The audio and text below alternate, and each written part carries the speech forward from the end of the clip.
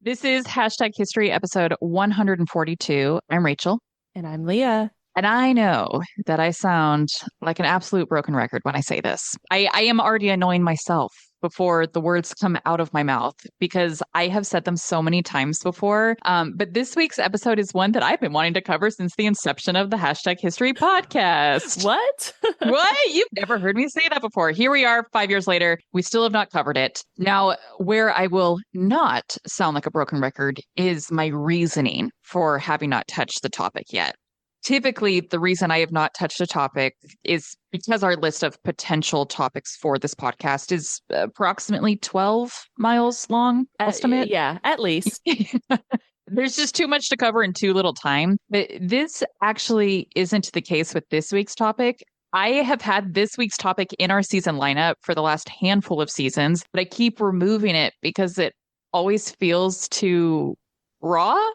Oh. Yes, an event from more than 200 years ago has felt too raw to cover on the podcast because it has felt far too reminiscent at times of our current political climate. They do say history repeats itself, so Doesn't it ever? The amazing thing about history repeating itself is that we don't appear to ever learn any lessons. no, no. You know what I mean? We're Like, human beings. Why would we learn lessons? why would we learn from what has happened before and was well documented to teach us something?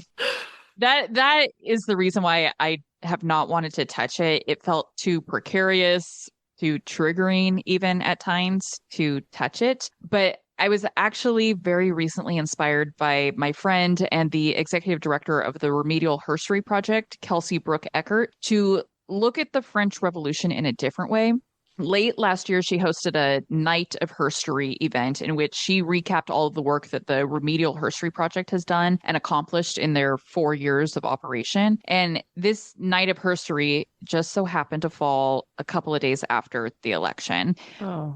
I'll be honest, I was still very on edge at this time. I could cry at the drop of a hat. And that's exactly what I did throughout this entire event that Kelsey hosted. At one point, I was just sobbing as she was telling the story of how women during the French Revolution fought for the right to vote. And yet, this still would not be achieved for French women until the mid 1940s.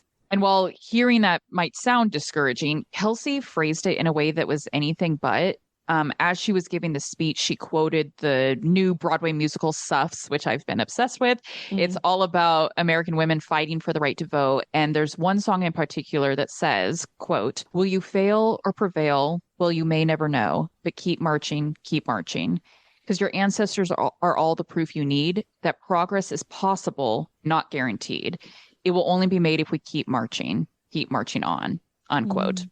It was a really important reminder to me that what we do every day does matter, even if we, you and I, don't get to see the progress in our lifetime. The hope is that our children and their children do. And that's something that's been hard for me to grapple with, right? In our current political climate, it's like I want to make all these changes and I need to see these changes in my lifetime. And so it's difficult to embrace that the changes I'm hoping to make might only be for my daughters and Mhm. their daughters, right? Yeah. It's an important reminder that what we do matters. And sometimes when we cover topics on this podcast, I want there to be closure at the end. I want to say that we are so much further along than we actually are. And the truth is that that is rarely the case. And so, in today's discussion of the French Revolution, even though there are going to be ends left open and it's going to feel really reminiscent of our current world, it's still important to look at. Progress is possible, not guaranteed. I love that. On that musical note, let's get into it. Love it.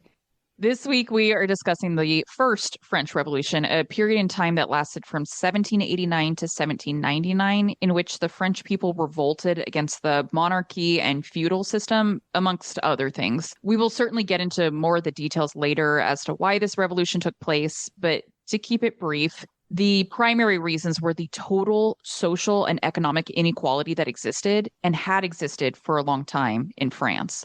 While the people were struggling to make ends meet, the monarchy was living in mansions and eating cake. Hmm. And while, of course, the revolution is not necessarily a novel concept, particularly at this time in history when the United States had only just recently ended its own revolution, the French Revolution stands out for what some might call It's depravity. Hmm. Because when I say the French revolted, I do mean that they revolted at the end of this bloody conflict that at one point would earn the name the Reign of Terror. Both King Louis XVI and his wife Marie Antoinette would not only be removed from power, but also would have their heads removed via guillotine. Hmm. Yep. Well, I don't advocate for that, nor do I advocate for a revolution. Please, dear God, please. I have lived through enough historical events in my lifetime. Yeah. I do I, not need I, any I more. think that you and I have, and everyone of our age, we've met the threshold. We're over the threshold at this point. We are beyond the threshold, yes. While I do not advocate for a revolution, again, here's my plea, do not do that to us. I do think that we can find something inspiring from the French Revolution, and that is that this was a revolution started by the people, for the people, that really created some massive change in the modern political structure of France that we see today. I'm eager to dive right into this topic and am gonna lie and say I'm equally as eager to dive into this week's drink. I'm Rachel. And I'm Leah. And this is Hashtag History, the podcast for both history nerds and history haters alike, where we dive into history's greatest stories of controversy, conspiracy, and corruption.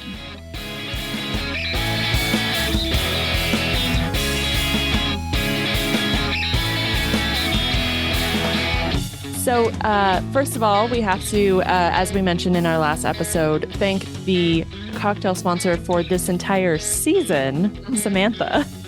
She's amazing. Thank you, Who's Samantha. amazing. You're going to hear her name 7 more times? 8 more times after this? I can't do math, but that sounds right. Yep. Okay. Thanks, Samantha. Thank you. This week, we are trying out a cocktail that is very aptly named the French Revolution. There really isn't a ton of history behind this cocktail, but the recipe does come from the Complete Home Bartender's Guide, written by the world-renowned bartender Salvatore Calabresi.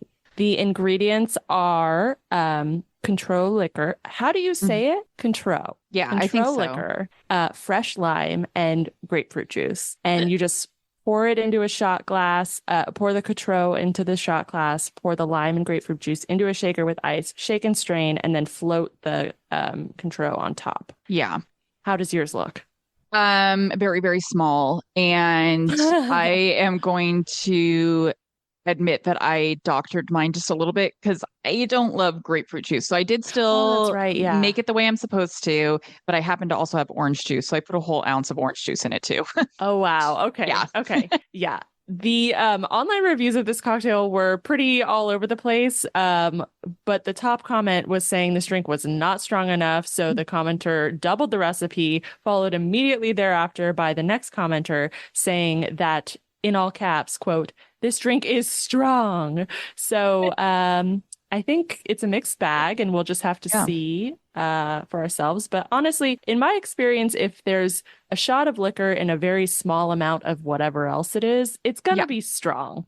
I would say so, except that I, like I said, doctored mine with more juice than liquor. So I don't know that I can attest to the strength of this drink, but I will attest to its taste, which will also be false because I added orange juice. I'm going to be honest. I can't drink this cocktail. I know. Because I can't have lots of things, including citrus right now, which is pretty much in every cocktail. Yeah. So I made myself a little mocktail drink, and I also will not be drinking like the original version of this drink. But Rachel will give us her thoughts on the almost drink. On the almost French Revolution cocktail. Yeah. I think what we need to do for all of our listeners, like we need to do a live Instagram the day when you and I are on the same page and drinking again, because the thing I'm really so happy we're back to the podcast. That is cool, like regular recordings, regular releases and stuff, but we still are not to the place we once were with our cocktails. For the last 2+ years, it's been a wave of you drinking, me not drinking, me drinking, you not drinking, you drinking for half a second, but only certain things. Right. Yeah. So, and like I can drink now. I just can't drink lemon, most things, or lime or grapefruit. Yeah. You can drink now, but it's still only 10% of the liquor cabinet. Correct. I honestly 2% of the liquor cabinet. Damn. Yeah. She's whiskey. Just shooting whiskey these days. Yep. Okay, well then cheers. Cheers. Cheers. Yes, and I am drinking a little mocktail here, but again, it's not this actual drink. So let me know your thoughts. Cheers. It's delicious. Is it? I mean, of course it is. I again can't give an accurate review because I did not make the correct cocktail. This tastes very orangey, which the original cocktail does not have orange juice in it. The way I doctored it, I'm going to give this like a 9. It's very good. Oh, nice. Maybe you all should do it. Yeah, add a little orange juice to it. It helps a lot. Unless you're one of those people that likes grapefruit juice. Are there many people that do? I think, I don't know. I'm indifferent to grapefruit juice. I am not. Yeah. And especially because I just bought like a whole jug of it and this calls for half an ounce. Oh, nice. Yeah. So we'll see if my kids like it or something. I was going to say, who can you pawn that off on? My kids. I'll just water it down and I'm confident they'll drink it. They literally love everything. Sweet. Okay. Yeah. Okay. Rating? Well, 9, I think. Oh, but 9. again, that's Okay. the way that I made it. Okay. Okay. Great. All right. For a little personal context before we begin today's topic, I know that our longtime audience knows that I have loved history since high school. One particular topic that I was really obsessed with in high school was the French Revolution. I can remember going to the library and borrowing dozens upon dozens of books about the French Revolution. In hindsight, I wonder if I alarmed the librarians with my proclivity for the topic. I can assure you they were concerned about your mental health. They were like, certainly no one needs more than 3 books about guillotines at the same time. I can remember like geeking out over this topic. And so talking about the French Revolution for me has been a long time coming. In addition to that, in 2022, my husband and I went on a trip where we went to Europe and we got to tour the Palace of Versailles, which will become very important during this story. I have pictures from my trip too. And I was going to ask you, I said I was pretty sure that you had gone. I was Perfect. a little baby. I was like 18 years old, but That is a child. It was almost half my age now. The picture quality will not have stood the test of time over the last 10 years or so, but it's I would still love to see them. Okay. I would love to see them. And that's actually exactly what I was going to say is I have pictures that when we upload, the pictures for this episode to Instagram, I was going to include the pictures from our trip to the palace on our Instagram. Mhm. Really, why I'm bringing up the palace here is because it impassioned. Yeah, it's redonkulous. It impassioned me further to talk about the French Revolution because when you've been there, that's how you can really truly see the unreasonable wealth that the monarchy was living in while their people were struggling to put food on the table. It really gave me a greater understanding for why the French people were pissed the F off. Yeah. It's unreal. Mm-hmm. The opulence. Yeah. I think of it similar to when people talk about the Grand Canyon, like unless you've had the opportunity to go, you can't actually fathom how big the Grand Canyon is until you see it with your own eyes. And even still, you can't fathom it. The Palace of Versailles was the same. No matter how detailed we explain it, how extravagant it is, you really can't understand it unless you're standing there. And again, even still, it's like you can't see the ends of it. The garden just goes on and on and on. Your eyes don't even see the end of the property that the royalty and owned. it's all perfectly manicured. So and beautiful. Yeah. So beautiful.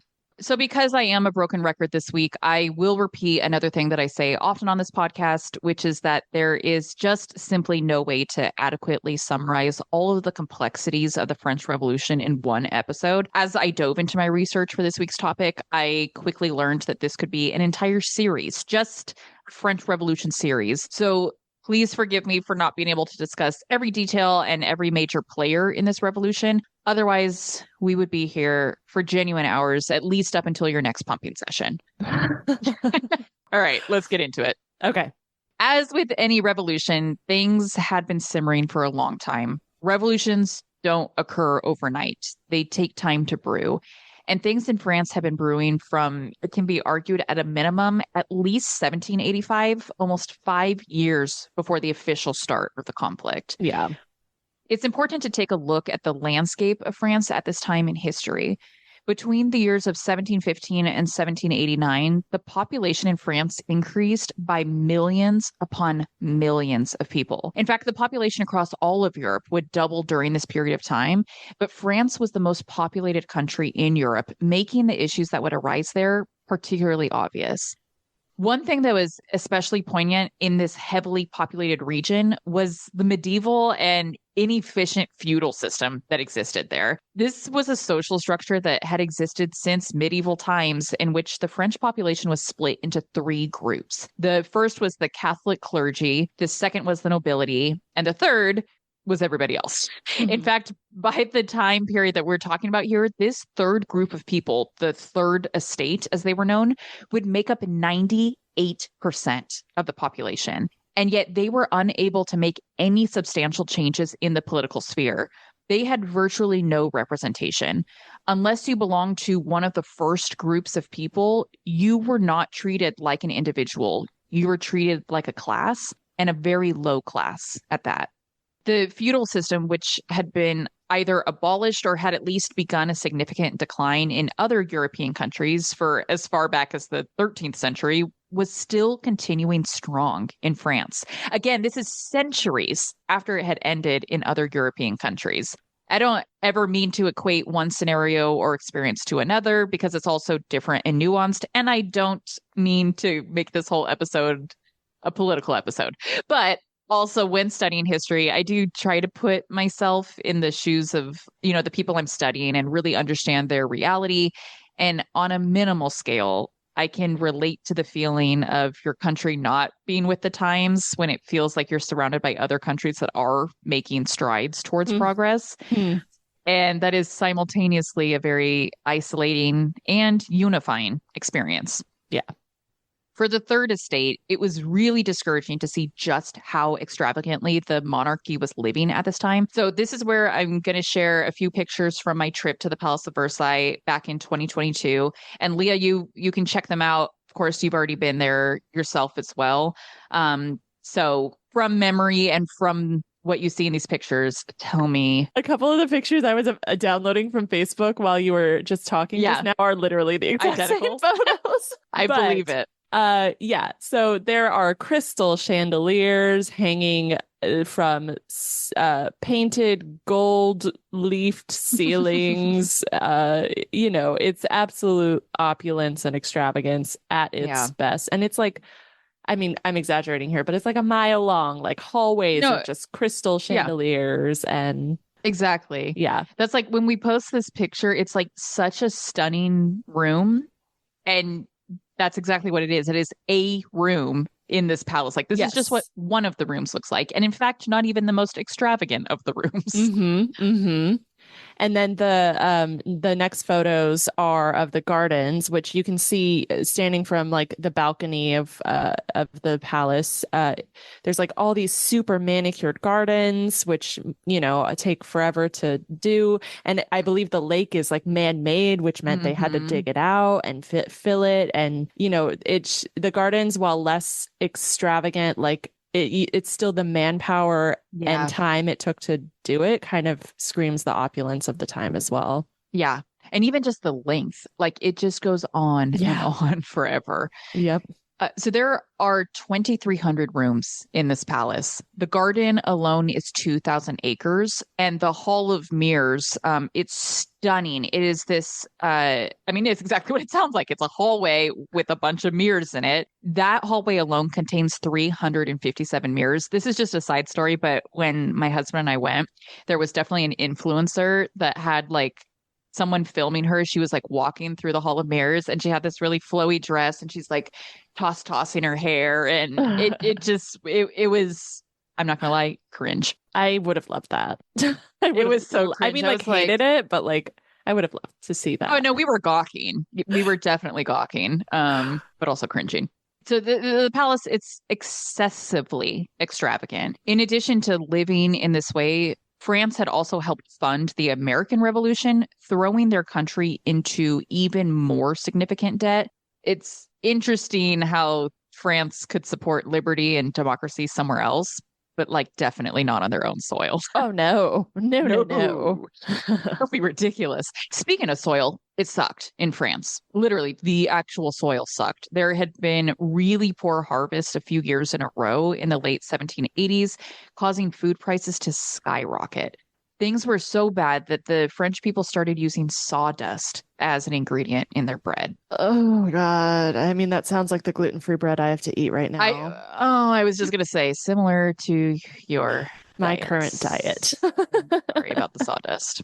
In response to all of this, King Louis XVI's Controller General proposed a new financial plan that would issue a universal land tax, of which the higher classes of society would not be exempt, something that they had grown accustomed to at this point. And King Louis, I mean, it's because they were desperate, right? Like they had no choice. They were in so much financial debt that they were like, oh yeah, these people that have been profiting off of the labor of 98% of the country, this 2% of people, they might have to start paying taxes. And what's so funny too, and I know it's like, it sounds kind of familiar, but yes, what's so funny too is like, okay, it's just such a small percent of what their grand total of their wealth is. Yes. So it just seems funny to be so bent out of shape about it. Yes. And that's why I'm not trying to get more political than I already have been. But that's why there's the phrase that like all billionaires are unethical, because it's like, how much money does one person need to possess that they couldn't help out others with it?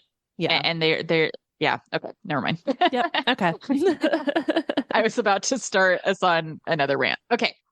So anyway, King Louis, he calls together a meeting of the three estates. This is known as the Estates General, to discuss this new tax reform. Calling together the Estates General was something that had not been done since 1614, but King Louis was essentially forced to do this because the two groups that he had met with prior, the higher class groups, he had met with them and proposed this tax reform to them. They had rejected it completely. So he was like left with no choice but to call together this group that hadn't met in over 100 years. Mm-hmm. This meeting of the Estates General was set to take place on May 5th, 1789. Now, the major problem with the Estates General is that it's not like each member's vote was counted individually. Rather, they were counted as groups. So despite the fact that approximately 1,200 representatives were present to issue a vote at the Estates General of 1614, only 3 votes were counted: the vote of the first estate, the vote of the second estate, and the vote of the third estate. So obviously, the two groups that did not want to pay taxes, who also make up less than 5% of the French population, could band together and vote against the third estate, common folks. It's such an insane system, but it provides a lot of clarity as to how France had dug itself into this deep hole century after century. Right. There was so much pushback to this voting system and really how inequitable it was, especially from political activists like Maximilien Robespierre, that really applied pressure to the government to give the third estate greater representation. And in a move that would be classic for King Louis XVI, if you study him, he was just like very, very moderate and very much a people pleaser. He towed the line without really making any substantial decisions. So what he did was he allowed the third estate double the representation at the Estates General. Wow, cool, good idea. But then still left the decision about how these votes should be decided, like should it be by group or by individuals, up to the Estates General. Like, here, I'll help you out a little bit, but I'm still going to leave the burden with you. Things went as expected, and when the three groups could not meet a resolution after more than a month of negotiations, the third estate left altogether and created their own group, which they called the National Assembly. They would meet in an indoor tennis court. They had to meet here because the king blocked them from meeting in their usual meeting place, which I love so much that this otherwise meaningless tennis court has now become enshrined in history because of this event. And so here they took an oath. It's called the Tennis Court Oath, in which they agreed to not disband the estate meeting until France had formed a constitution that would provide equal rights to all. Further, they declared that all laws currently in existence were illegal. That was until a constitution was drafted and approved. Perhaps surprisingly, several members from the other two groups, the First and Second Estates, would also join alongside the National Assembly. And of course, they had motive to do this. Although the clergy collected tithes and were still of a higher class, they too had desires for greater rights and representation, especially in the arenas of the church, being able to make like impactful changes with policies and reform within the church. Members of the nobility would also join the National Assembly, kind of as an, like, if you can't beat them, join them thing, where obviously nothing was going to be accomplished at this point, with the majority of people having joined the National Assembly. And perhaps for the nobility, if they joined the cause, their hope was to still be able to control and persuade the movement.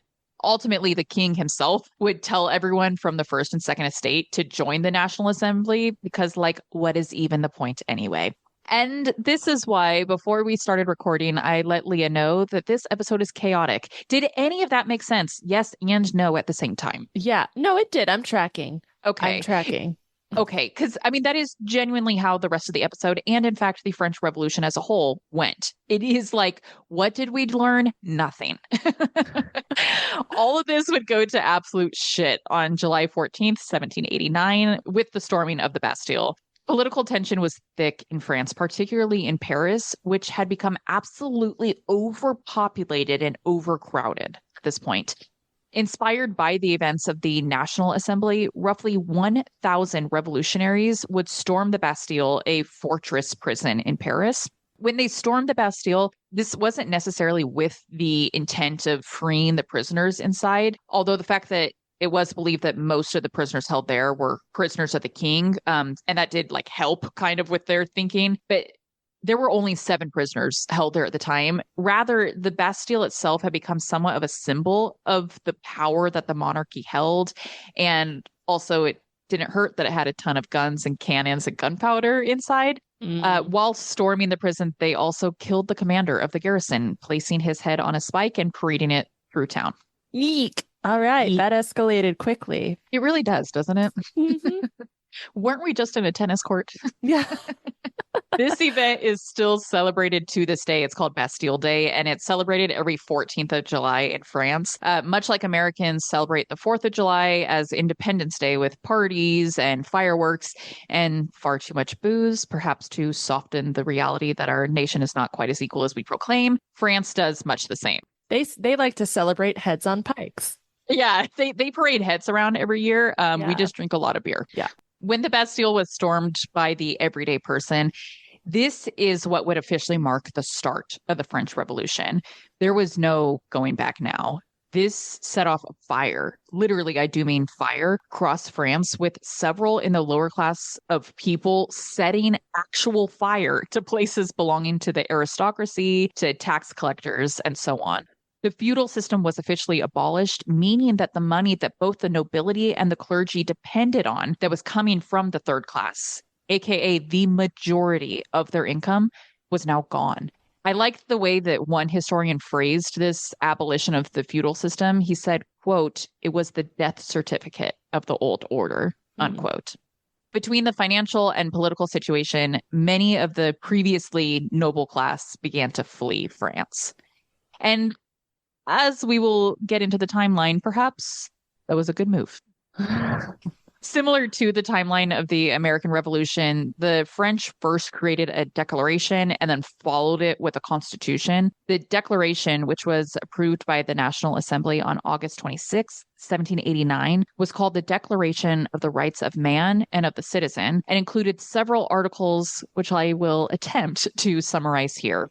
Essentially, the declaration stated that all men are born free and equal and all have natural rights to things like liberty and property, free speech, and freedom of religion. I was going to say, it sounds like somebody just asked ChatGPT to reword the American Declaration of Independence. If Thomas Jefferson can be considered ChatGPT, then yes, that is exactly what they did, because Thomas Jefferson, the primary author of the American Declaration of Independence, also helped pen the French Declaration of Rights. Wonderful. Yes. Yes. Like the Declaration of Independence, though, also ChatGPT The Declaration of Rights would not include women, but more on that later. Oh, yeah. Yeah, ChatGPT, if they like plugged in like, what about women? They were like, no, What? no answers found. Yes. No sources exist. Similar, once again, to the American timeline of events, it is certainly easier to construct a declaration than it is to construct a constitution. The French Constitution would take roughly 3 months to draft, and jumping us ahead to the future here, would only last for a year before it had to be revised. It would be adopted on September 3rd, 1971, and would establish a constitutional monarchy, essentially meaning that there would still be a king, but that he would now have a set of rules that he had to follow, and these rules would be dictated by the people, by elected representatives. Mm-hmm. That's like current day England. And I think at this time, this constitution allowed the king still more powers than what you would see in modern day England, because even though the king did have these rules that he had to abide by, he still had the power to veto and appoint. Got it. Noted. Yeah. Despite the declaration stating that all men should have equal rights, the Constitution would say otherwise, stating that only active citizens had political rights. So these active citizens are people over the age of 25 that paid taxes of a certain amount, while all other people were passive citizens that only had civil rights. Okay. It makes sense why this constitution only lasted a year, right? There were many people upset about the way it was structured, in particular Robespierre, who began assembling public support of a more radical flavor. It definitely did not help that the king and queen and hundreds of their guests continued to party and dine extravagantly at Versailles. The banquets there were so extravagant that the press would refer to them as, quote, gluttonous orgy, unquote. Yikes. This all came to a head when a group of women gathered to march and shout in protest of food pricing and shortages. There had been this rumor that circulated about Marie Antoinette, which we have to, I say this so many times, I'm a broken record this episode. We have to do a future episode about Marie Antoinette and really just like dispelling a lot of misunderstandings. Yeah, exactly. And this is perhaps one of them. This was a rumor about her that had circulated that she was storing grain in the Palace of Versailles, which made the townswomen absolutely livid. These women that are feeding their children sawdust are furious. Yeah. I've read in most places that this protest took place just outside of Versailles, but I did want to mention that I also read in other places that it took place outside of Paris's City Hall. Either way, this protest was enough to scare the royal family and force them out of the Palace of Versailles. And fair, because friends of the royal family were literally pulled from the palace and their heads and genitals were placed on spikes and paraded around. Ah! This was the last time in history that the palace would be used as a royal residence. Wow. Now it is used by us American tourists. Yes. And by influencers. And influencers. Yeah, content creators. Okay. The royal family would relocate to Paris, and the following year would attempt to flee France entirely, but would be caught. A series of decrees issued later in 1789 would abolish tithes entirely, allowing the assembly to take property back from the church. A huge deal, since the church was the largest property owner at this time, owning roughly 10% of the land in France. This would also signal a break from the Catholic Church, a major deal as it had been the official religion of France up to this point. That's a piece of this I didn't know, because like that France's tie to the Catholic Church was like why they were supporting the Jacobite rebellion and all that kind of stuff up until this point. So, woo. Yeah, so that break from the church, I don't even know how to explain like how big of a deal it is. It explains so much of their history up to this point. The clergy, as a result of this, were forced to swear loyalty to the civil constitution, but the vast majority of them would, of course, refuse. Meanwhile, God, this is so convoluted. Meanwhile, in Austria and Prussia, France's close neighbors, they encroached on Paris in order to help maintain the absolute authority of the monarchy in France. Their motives are obvious, right? If monarchy falls in France, who's to say it won't also fall in other parts of Europe? Right. An additional motive is that the Emperor of Austria was, of course, Marie Antoinette's brother. The French Assembly was not having this, and in April of 1792 declared war on Austria and Prussia. things were getting really bad in France. This is why the French Revolution is so complex and why this episode is already so long. And we haven't even gotten to the juiciest bits of the conflict yet, because the French Revolution and its motives and its intentions changed so frequently. Those that originally made up this faction of people that demanded their own representation, I would argue, are really revolutionary, right?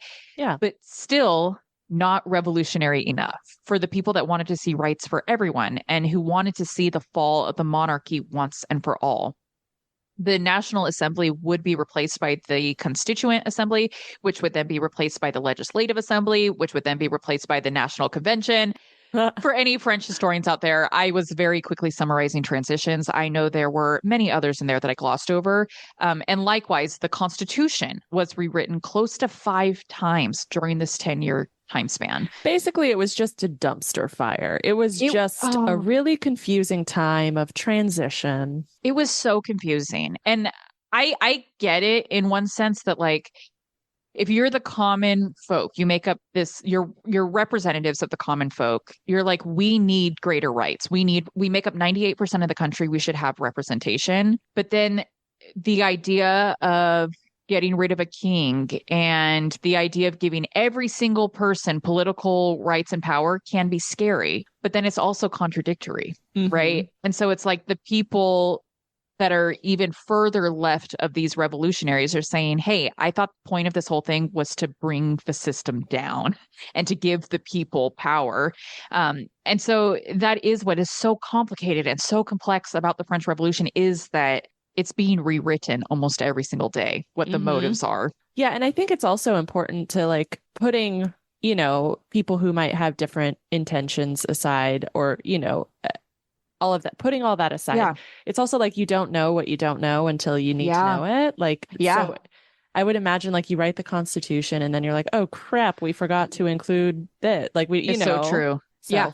Think of even structuring like protocols document at work. That's kind of what was making I'm like, you can't, if you're creating this thing from scratch, right? It's hard to know what you need to include. You know, you have to kind of think through it piece by piece. Yep. This case, the thinking through it piece by piece is running a country. Tearing people piece by piece apart. Literally decapitating people. Yes. I was just in a very long meeting on Friday where I have been a part of a team that's been putting together a protocol.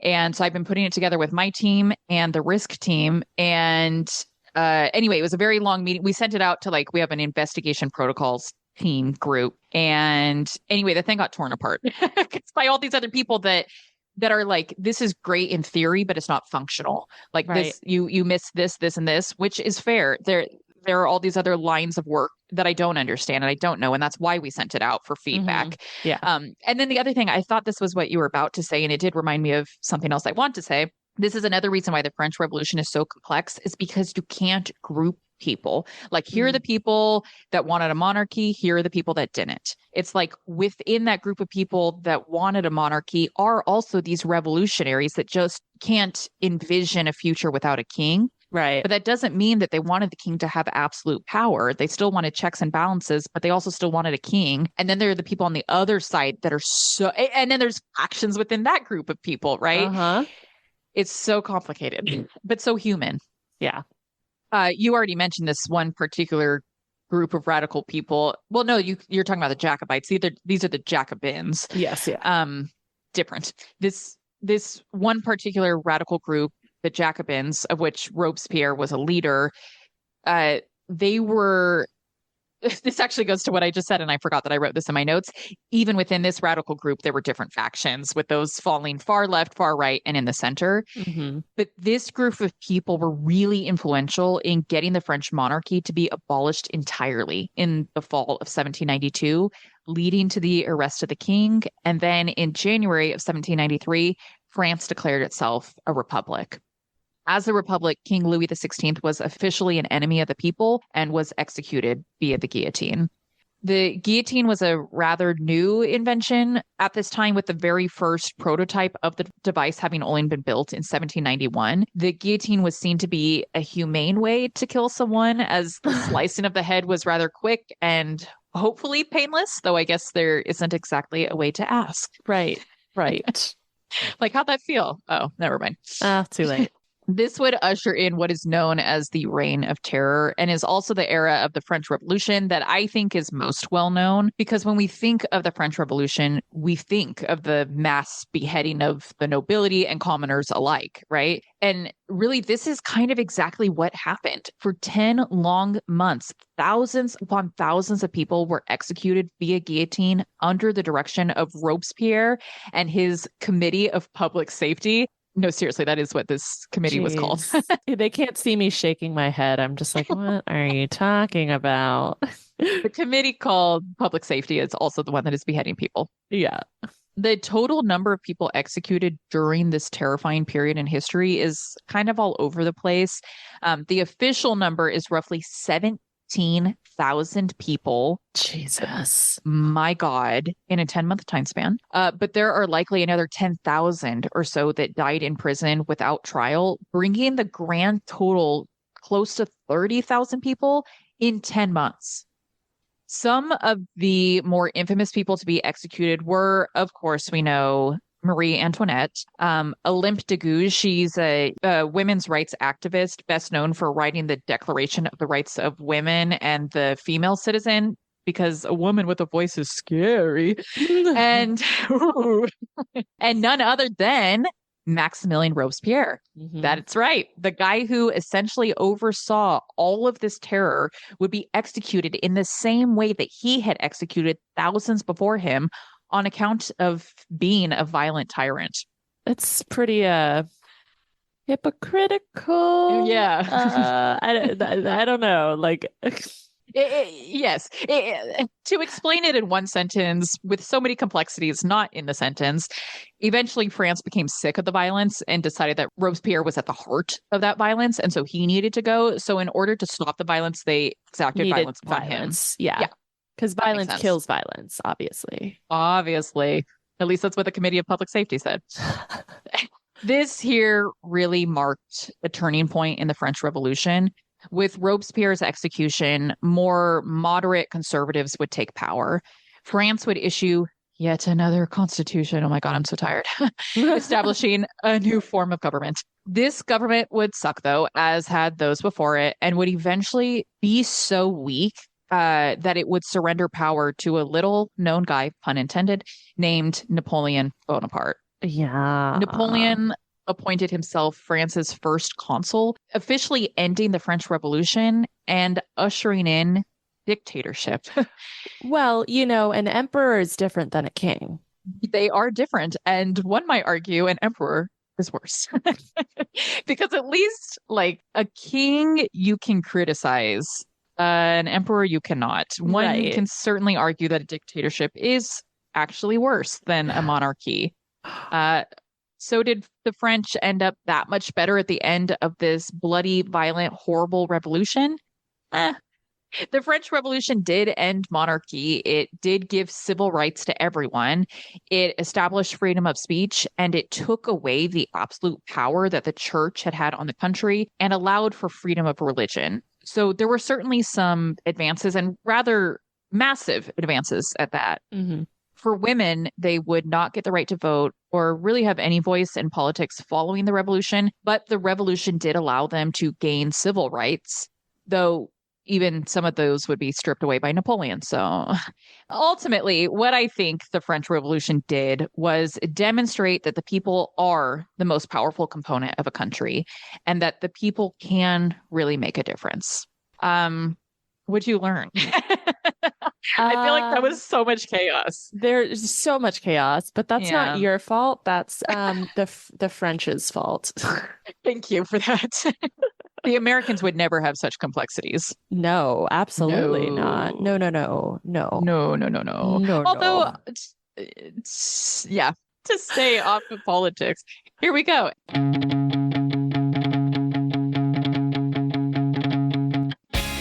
Anyway, thank you all so much for listening to this episode of Civics 101. No, I'm just kidding.